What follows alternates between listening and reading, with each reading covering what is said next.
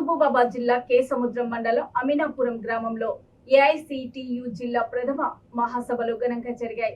ఈ కార్యక్రమానికి ముఖ్య అతిథిగా ఏఐసిటియు రాష్ట్ర కార్యదర్శి ఎన్ చంద్రశేఖర్ హాజరయ్యారు. యూనియన్ రాష్ట్ర కార్యవర్గ సభ్యులు మర్రిపెల్లి మొగిలి అధ్యక్షతన జరిగింది. ఈ కార్యక్రమాన్ని ఉద్దేశించి ఎన్ చంద్రశేఖర్ మాట్లాడుతూ కార్మికుల పట్ల కేంద్ర రాష్ట్ర ప్రభుత్వాల నిర్లక్ష్యం వహిస్తూ కార్మిక సంక్షేమ పథకాల అమల్లో జాప్యం చేస్తున్నాయని దుయ్యబట్టారు. దేశంలో ఎన్నో ఏళ్లుగా పోరాడి సాధించుకున్న 44 కార్మికుల హక్కులను హరించి వేస్తూ కేంద్రంలో బీజేపీ ప్రభుత్వం 4 లేబర్ కోడ్లుగా మార్చిందని అఖిల భారత కార్మిక సంఘాల కేంద్ర రాష్ట్ర కార్యదర్శి చంద్రశేఖర్ ఆరోపించారు. అంతేకాకుండా పెట్టుబడిదారీ వర్గాలకు కేంద్ర రాష్ట్ర ప్రభుత్వాలు కొమ్ము కాస్తూ కార్మికుల పట్ల నిర్లక్ష్యంగా వ్యవహరిస్తున్నాయని అన్నారు. అఖిల భారత కార్మిక సంఘాల కేంద్రం తెలంగాణ స్టేట్ జనరల్ సెక్రటరీని. ఈరోజు రాష్ట్రంలో అసంఘటిత రంగం ఒక పెద్ద రంగం. అసలు దేశ జనాభాలో 40% పైగా ఈ అసంఘటిత రంగంలోనే పనిచేస్తున్నారు.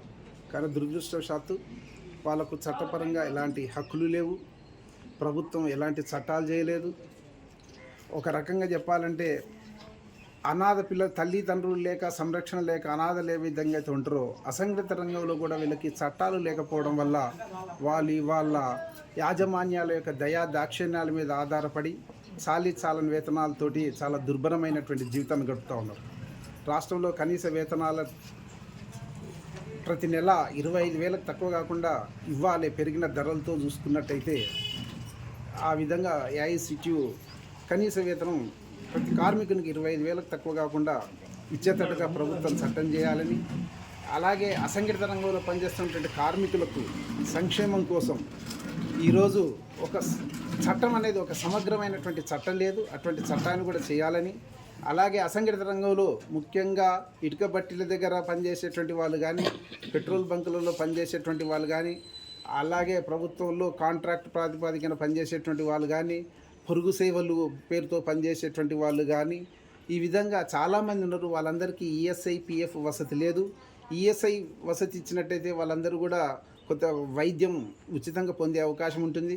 ఈఎస్ఐ ఇచ్చినట్టయితే 10 సంవత్సరాలు సర్వీస్ చేసిన ప్రతి వాళ్ళందరికీ కూడా కంట్రిబ్యూటరీ పెన్షన్లో వాళ్ళకు కూడా పెన్షన్ వచ్చేటువంటి అవకాశం ఉంటుంది. కాబట్టి ఈఎస్ఐ పిఎఫ్ వసతులు ఖచ్చితంగా కల్పించాలి. ఎందుకంటే ప్రభుత్వం భవన నిర్మాణాలు అనుమతులు ఇచ్చే దగ్గర సెస్ పేరుతోటి 2% విధిగా వసూలు చేస్తుంది.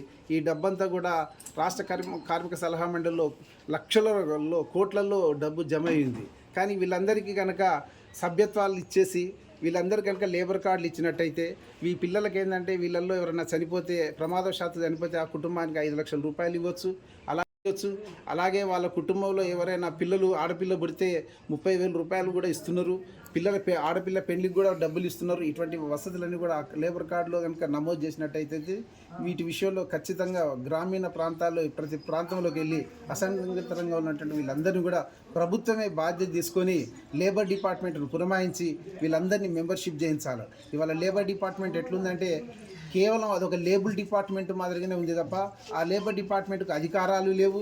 యాజమాన్యాలు చట్టబద్ధంగా కార్మికుల హక్కు సంబంధించి యాజమాన్యాలు అమలు చేయకపోయినట్టయితే యాజమాన్యాల మీద చర్యలు తీసుకునే అధికారం కూడా లేబర్ డిపార్ట్మెంట్కి లేదు.